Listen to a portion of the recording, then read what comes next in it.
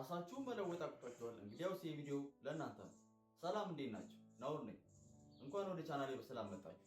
ይህ ቪዲዮ የተሰራው ራሳችሁን መለወጥ ላቃታችሁና ጥያቄ ለሆነባችሁ ሰዎች ሲሆን እስቲ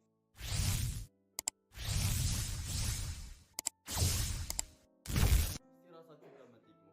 ለምን ይመስላችኋል እስካሁን ድረስ ህይወታችሁ ላይ ለውጥ ያላመጣችሁት? እሺ ችግር የለውም እኔ እመልስላችኋለሁ። በዚህ ቪዲዮ ሶስት ዋና ዋና ነጥቦች አሉ ህይወታችሁ ላይ ለውጥ ልታመጡባቸው የምትችሉባቸው ምክንያቶች። ወደ መጀመሪያው ስገባላችሁ ሀሳባችሁ ተግብሩት። ብዙ ነገር ለማድረግ አቅዳችሁ ይሆናል፣ ብዙ ነገሮችን አስባችሁ ይሆናል፣ ግን ሀሳባችሁ መሬት ላይ አታወጡት፣ አትተገብሩት። አሁን ለምሳሌ በዓለማችን ላይ ትልቅ ቦታ ላይ የደረሱ ሰዎች አሉ። በሶሻል ሚዲያ ላይ ራሱ መጣላችሁ ትልቅ ኮንቴንት ክሬተሮች አሉ፣ ስኬታማ ደረጃ ላይ የደረሱ። እነሱ የተለየ ስራ ሰርተው አይደለም እዚህ ላይ የደረሱ፣ የሆነ ሀሳብ አሰቡ አደረጉት።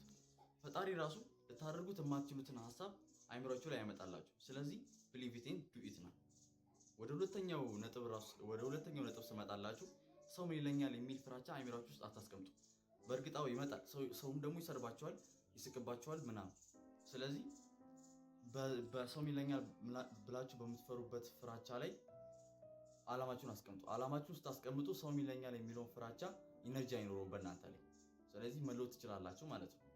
ወደ ሶስተኛውና ወደ መጨረሻው ሀሳብ ስመጣላችሁ ባላችሁ ነገር ጀምሩ። ህይወታችሁ ላይ ለውጥ እንዲመጣ ትልቅ ተአምር እንዲፈጠር አጠብቁ። ባላችሁ ነገር ጀምሩ። አሁን ኮንቴንት ማድረግ ሲጀምር ትልቅ ስቱዲዮ እንዲኖረኝ አልጠበቅኩም። ባለኝ ነገር የጀመርኩት።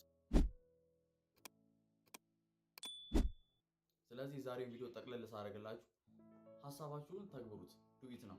ሁለተኛው ደግሞ ሰው ይለኛል ብላችሁ ጭራሽ እንዳትፈሩ። አላማችሁ ማስቀደም አለባችሁ፣ ሰው ይለኛል ብላችሁ ከምትፈሩ ማለት ነው። ሶስተኛው ደግሞ ላይፋችሁ ላይ ለውጥ እንዲመጣ ትልቅ ተአምር እንዲመጣ አጠብቁ። ራሳችሁን ያን ትልቅ ነገር መፍጠር የምትችሉት። ሰብስክራይብ እና ላይክ ማድረግ አበረታቱኝ። አመሰግናለሁ።